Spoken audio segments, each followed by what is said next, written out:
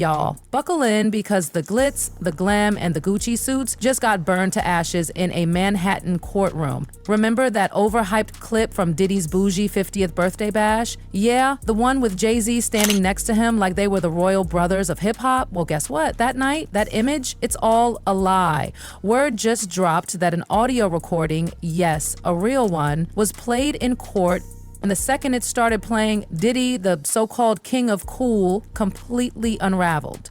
We're talking emotional collapse, tears, shaking, because what came out of that tape wasn't just scandalous, it was downright horrifying.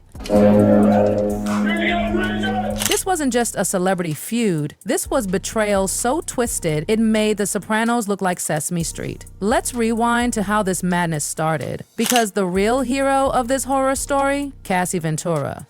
She didn't just drop a lawsuit, she set fire to a toxic empire. Cassie's November 2023 lawsuit wasn't a cry for attention. It was a 35-page atomic bomb that shook the foundations of Hollywood's elite. She exposed Diddy for allegedly abusing her physically, sexually, emotionally, and dragging her into a nightmare called freak-offs. Oh baby, what are freak-offs, you ask? Try to imagine the most disturbing adult party ever. Add drugs, male escorts, cameras hidden in corners, and allegedly, Diddy used those videos to blackmail people. He didn't party for pleasure, he collected leverage. That's not entertainment, that's extortion. And what did Diddy do when that lawsuit dropped? He dropped $20 million, 0 cents, in 24 hours to make it go away. Who does that if they're innocent? But honey, money doesn't bury the truth, because as soon as Cassie opened her mouth, 70 more lawsuits came flooding in. Victim witnesses, whistleblowers, names from every corner of the industry stepped up. Rodney Lil Rod Jones, a music producer, said he was forced to witness and engage in acts he never consented to. Jane Roe said she was assaulted in 2003 at just 17. Tony Busby, he's now representing over 120 people, including a 9-year-old victim. And while the lawsuits piled up, people started whispering, where's Jay-Z in all this? Because baby, he wasn't just on stage next to Diddy, he was now being named in lawsuits too. In October 2024, a lawsuit dropped like a bomb. A woman, Jane Doe, updated her complaint to say that Diddy and Jay-Z assaulted her when she was 13. She says she was picked up in a limo after the 2000 VMAs and taken to an after party, where everything went dark. She claimed she was given a spiked drink. Then Diddy and Jay-Z allegedly took turns. Another female celeb was even said to be watching. Jay-Z responded like his empire was on the line. He came out swinging, calling the lawsuit idiotic, a blackmail stunt. He swore he wouldn't pay a single cent and said this kind of claim should be criminal, not civil. But then inconsistencies popped up. Cassie walks in, ready to set it off. She doesn't flinch, doesn't tremble. She faces her abuser and tells the world what he did. A full decade of fear, of pain, of being controlled. Right now, things are getting pretty emotional for Cassie Ventura on the stand as she recalls for the jury participating in these sometimes days-long freak-offs. Sexual escapades organized by Sean Combs. And what did Diddy's defense do? Cassie says they used 10 big bottles of baby oil per freak-off, blood and urine all over the walls, and some of the escorts they hired were allegedly from Craigslist. Classic victim blaming, trying to say she was in on it, trying to paint those years of hell as some twisted consensual fantasy. In order to prove racketeering, the prosecution is going to have to show that Mr. Combs and others conspired together to further illegal acts. But then comes the Punisher, an alleged employee who helped coordinate these freak-offs. He said Diddy gave him orders on where to move the cameras, then tried to say he never saw anything. Make it make sense. He admitted seeing Cassie in distress, wincing, sighing, but then denied she looked uncomfortable. Baby, we see you. And then Dawn Richard, ex-Danity Kane, came through with more heat. She testified that Diddy hit Cassie with a skillet for cooking too slow, that he punched her in the face, kicked her on the floor, and when she tried to help, Diddy told her, "You're going to disappear if you keep talking like that." Mob, boss, behavior. And then came the name drops. Usher, Neo, Jimmy Iovine, all allegedly there during an incident at a West Hollywood restaurant. Diddy reportedly beat Cassie in front of them, and what did they do? Nothing. David James, Diddy's personal assistant, exposed the behind-the-scenes horrors. He described preparing hotel rooms, arranging the props for freak-offs, including a literal medicine bag of illegal drugs. He once saw Diddy pull 3 handguns overseeing Suge Knight at a diner. That's when he said, "I'm out." And then Cassie's mom, Cassie Ventura, got on the stand and crushed everyone's hearts. She had to take out a loan because Diddy wanted money back.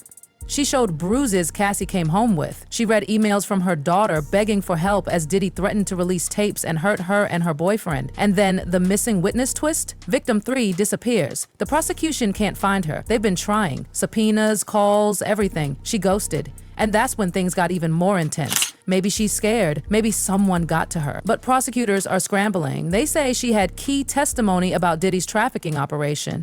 And now, she's gone. While all this is happening, then there's the raid on Diddy's homes. They seized firearms and ammunition, including 3 defaced AR-15s and a large-capacity drum magazine.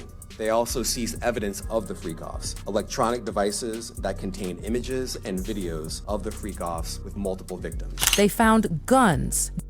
Over 1,000 bottles of baby oil. Baby, this wasn't a house. It was a crime scene warehouse. Diddy's public image, dead. His music, boycotted. His brands, pulling out. He's in jail, hair gray, wearing plain sweaters in court. And every week, new evidence, more witnesses, and the looming reality. He could go away for life. Racketeering, trafficking, prostitution, transport. This man is facing charges that make RICO look like child's play. And while Jay-Z may be legally cleared, his reputation took a beating that might never fully heal. The court of public opinion, they're still side-eyeing him hard.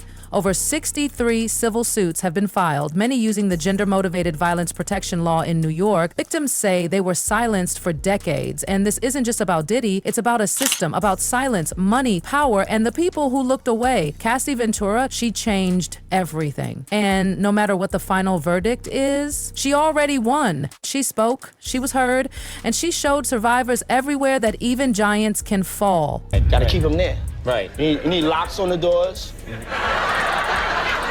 Okay, this is sounding kind of dangerous now. That clip used to sound like a joke. Diddy acting nervous, please, but now the feds are locked in and he's literally sweating through court hearings. We're talking racketeering, witness tampering, celebrity name drops falling like dominoes. It's unraveling fast. And guess what? At one point, Diddy actually interrupted the judge to confess. Your Honor, I'm feeling a little bit nervous right now. That's not the Diddy we used to know, the boss man who threw legendary white parties and walked into every room like he owned it. This man is terrified because the reality is setting in. This might be the end. The jury trial for Sean Puffy Combs has started and things are not looking good. And it's not just him feeling the heat, because when victim 3 disappeared, the entire prosecution strategy started trembling. She was key. She had testimony about the trafficking ring, and now she's gone.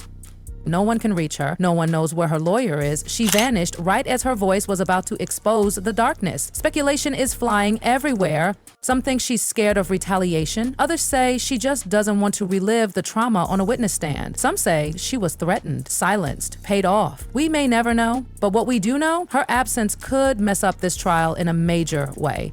Prosecutors were dealt some seriously bad news over the last couple of days. They can't find one of the 3 primary witnesses. This is massive because we all know that their case hinges on these unnamed victims that they've listed out in their indictment, plus victim number 1, which everyone knows to be Cassie. She will testify, but victim number 3 is where all the action is. Still, the feds aren't backing down. They're pressing forward with the other victims, the other witnesses, including a male sex worker, a business associate, and Cassie herself. They're saying Diddy ran his businesses, Bad Boy Entertainment, Combs Global Enterprises, as a front for a criminal empire, using his power, influence, and money to trap people, break them, own them. Diddy's legal team, Mark Agnafilo and Tenny Garros, have one game plan: paint everything as consensual. They say Cassie and others were just girlfriends who liked the lifestyle, and they're desperately trying to block video evidence from being shown in court, claiming it only proves consensual sex. But the prosecution says those those videos are way more than that. And get this, Diddy actually scored a small win when the judge told prosecutors to destroy some materials taken from his jail cell. Currently, it violated his attorney-client rights. But that's about where the wins end, because now prosecutors say Diddy's been using jail phones and three-way calls to tamper with witnesses. He allegedly used other inmates' accounts to sneak in calls and told family members to reach out and influence potential witnesses. He even allegedly orchestrated Instagram statements to counter lawsuits, like that viral post by Witness 2 denying Dawn Richards' claims. If this is proven, we're talking new charges. And then there's the hotel video from 2016, the one showing Diddy assaulting Cassie in a hallway. His lawyers tried to say it was altered. CNN clapped back and said, nope, it's authentic. And the judge agreed. That video, it's admissible, it's real, and it's devastating. And during jury selection, Diddy showed up in his own clothes, a navy sweater, a white shirt, but his once iconic appearance, gone. His hair is gray now because they don't allow dye in jail. His glow, faded. This isn't a mogul anymore. This is a man fighting for his life. During jury selection, the court went through over 600 people just to find 12 who didn't already have strong opinions about Diddy. That's how big this case is. And the list of names shown to the jury, 100 celebrities and locations that might be mentioned in court, including Kanye West, Kid Cudi, and Michael B. Jordan. They're not being accused, but their names could come up in testimony. This trial isn't just about Diddy, it's a magnifying glass on the entire industry. And once you pull that thread, you see how connected everything really is. Because Cassie's lawsuit in 2023, that was the earthquake. What came after? A tsunami. 63 civil lawsuits and counting. 25 of them from people who say they were minors, filed under laws allowing old cases to be reopened. If all these allegations are true, we're looking at one of the largest abuse scandals in entertainment history. On the level of Weinstein, Epstein, even bigger in some ways. You know the internet's been wild with conspiracy theories. Meek Mill, Beyonce, Jay-Z, Justin Bieber. Everyone's name is being dragged through the mud. Some of it based on actual lawsuits. Some of it straight up TikTok paranoia. Meek offered $100,000, 0 cents, for anyone who could prove he was involved. He's furious. People are accusing Beyonce and Jay-Z of covering up crimes, connecting Diddy to celebrity deaths like Aaliyah, Left Eye, and Michael Jackson through song lyrics and AI videos. It's chaotic. And it's only made worse by resurfaced videos of Diddy with teenage Bieber and young Usher saying questionable things on camera. Things that felt innocent then, now people are seeing them in a darker light. Some of the lawsuits name people like Odell Beckham Jr. and comedian Drewski. They've denied everything, but the ripple effect is already here. And behind the scenes, brands are dropping Diddy fast, quietly.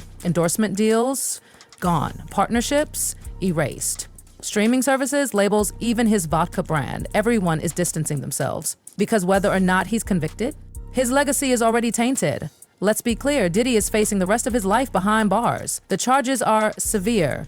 Racketeering conspiracy, up to life. Sex trafficking, minimum 15 years per count. Transporting for prostitution, up to 10 years each.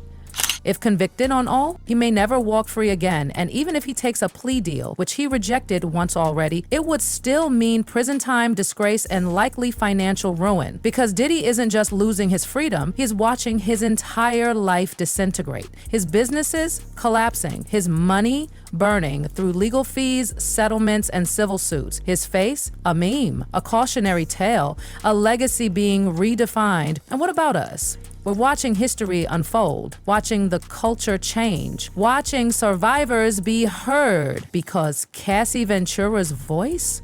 It started something no one could silence. She lit a fire, and now the world is burning down everything that let monsters hide in mansions. This is more than a trial, it's a reckoning. As the jury continues listening, the world is too. We may not be in that courtroom, but we've already made a judgment. This era of silence, it's over. This culture of unchecked power, done. Because when one brave woman stood up and said no more, the walls came crashing down. Whatever happens next, one thing is certain, Diddy's empire may fall, but Cassie's courage will echo forever.